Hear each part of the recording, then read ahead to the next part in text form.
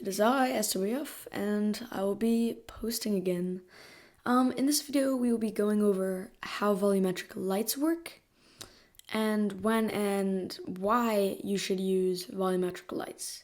Currently, this scene looks pretty good right now, but if we were to remove sky and fog volume, it looks a lot worse. I definitely recommend using volumetric lights. Let's get right into the video. What is a volumetric light? Well, a volumetric light is when you use fog in your scene, like you can currently see right now around my scene, and it makes the lighting combine with the fog to add a sense of realisticness, like this beam of light spreading through, and it also adds the light bouncing around.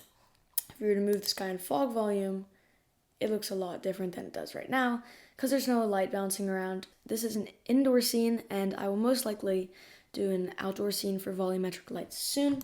This is also just an intro video, so I won't be going totally in depth on volumetric lights and all the features. This is just a basic tutorial covering the beginning of volumetric lights. To start this, I use a little bit of post-processing. I will most likely make a video on post-processing later, but for now, I will just show you the post-processing I'm using so you can get the same effects. Ambient Occlusion just adds more detailed shadows. I'm not sure how you pronounce this, but I assume you'd pronounce it Vinet. It just adds a little bit of darkness around the edges of the screen. White balance reduces the temperature a little bit. Bloom does something with the lighting that makes it look a little bit more blurry and not as bright. And exposure changes the amount of light in the room. First thing we're going to create is a new light. You can go into light, directional light, and you can choose the type of light there. You can also go into general and choose the type of light right here. It just shows which direction it points in. For directional, it's the most basic type of lighting and the most necessary type of lighting. Real time updates the lighting while in the game, like if the character was to move, the lighting would update for him. But if you use baked, it can reduce lag, but you will not get updated lighting while other things move. Shape and celestial body don't really matter. You do not need to worry about those. But for emission, this changes sort of like the tint or filter of this. You can obviously change the filter up here, but this only really changes the redness or blueness. The helpful icon in the corner tells you what this would most likely be used for. So this icon right here tells us that this would be most likely used for an indoor scene. So that's what we're going to do, something around 9,500. And you can also change the intensity down to match how dark or bright something you want. You can also do that in post-processing using exposure, but this is a nice way to do it too. As you can see, it looks like we have no light right here, and if we increase it, the light gets brighter.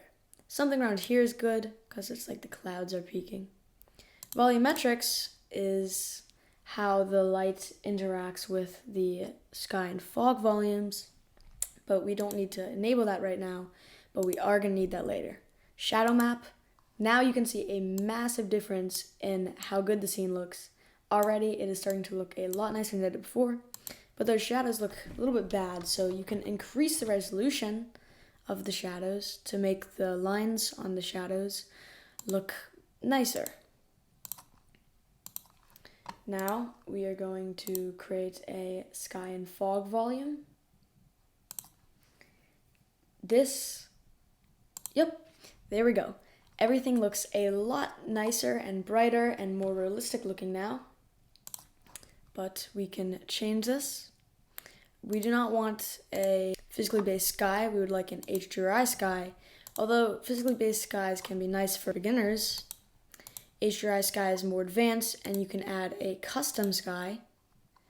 I currently already have a custom sky, so we can delete this physically based sky and press add override and do HDRI sky. Now that we're into here, if we go into sky and fog volume, we can enable HDRI sky. As you can see, the sky looks very bad right now because, well, there is no sky and, well, it looks kind of crazy right now. The best modes to use are exposure or lux. I never use multiplier, but I know exposure also works pretty well. The HRI sky texture we have is this one. I will put the link for it in the description. It's called Sunset Sky 2. And now you can see everything is looking a lot nicer. You can see the sky, and the sky looks a lot more realistic because actually we have a sky now. And it's starting to look a lot more like the sample scene as there's reflections and refractions all around the scene. But we still don't have any fog. You can adjust this desired lux value and change the intensity of the sky. If it was something like 10,000, it doesn't look as good as I think 20,000 does, but it still looks nice. If we are to enable fog, well, nothing happens. It's because we have a very fog in the sky and fog volume. So if we were to turn this on, well, nothing happens. It actually looks a lot clearer than it did before.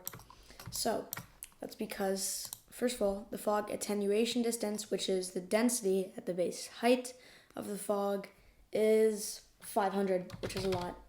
So we're going to turn that to a value around 100, and we need to set a base height, which is going to be about 20. Now you can see the fog actually goes above us, so we are starting to get some real lighting in here. We can change the maximum fog distance to around 70, which is probably overkill because this box is only around 20 tall. We are going to keep mostly the rest of this the same.